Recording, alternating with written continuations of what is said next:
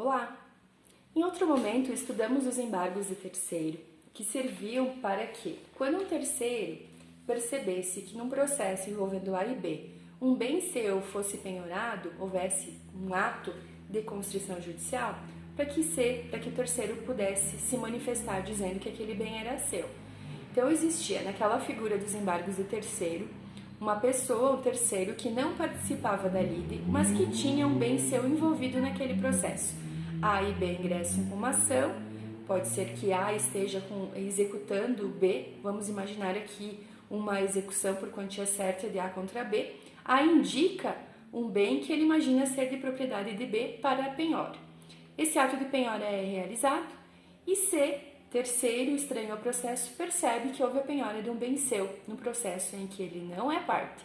Então ele vai entrar com os embargos de terceiro que já foram estudados em outro momento. Eu estou falando dos embargos de terceiro para que eu possa falar do próximo procedimento especial, que é objeto do nosso estudo, que é a oposição. Quando que eu vou me opor em um processo?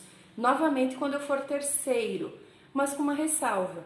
Naquele processo originário em que A e B estão litigando, A e B entendem-se donos de um bem ou entendem-se detentores de um direito que na verdade não é de A nem de B, mas sim de C.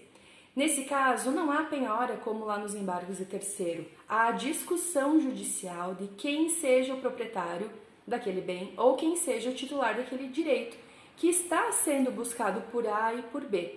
Então, C, que também é terceiro do processo, não vai embargar, ele vai se opor àquela situação, vai se opor àquela discussão judicial, àquela lide, porque na verdade ele entende ser o dono da coisa ou ele entende ser o titular do direito que está sendo discutido lá.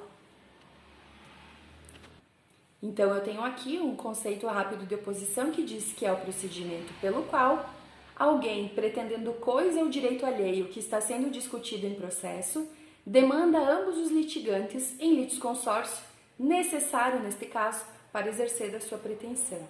O terceiro, ele vai ter que se opor àquela pretensão que é deduzida por A e B, vai se formar obrigatoriamente ou necessariamente o litisconsórcio e a partir daí o processo vai ficar em apenso.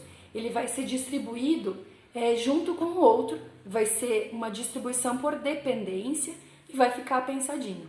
O que o juiz deve fazer? Vai ter que julgar os dois processos, tanto o de oposição quanto o processo original ou originário, na mesma sentença. Um está apensado ao outro, então o juiz vai primeiro julgar a oposição, porque ela vai ser prejudicial ou não do processo originário, e havendo na sequência, na mesma sentença, o julgamento do pedido principal. Então o juiz primeiro julga a oposição relacionada a C, que busca a detenção, busca o bem jurídico que se discute lá na primeira ação originária, e já na sequência ele vai julgar a oposição.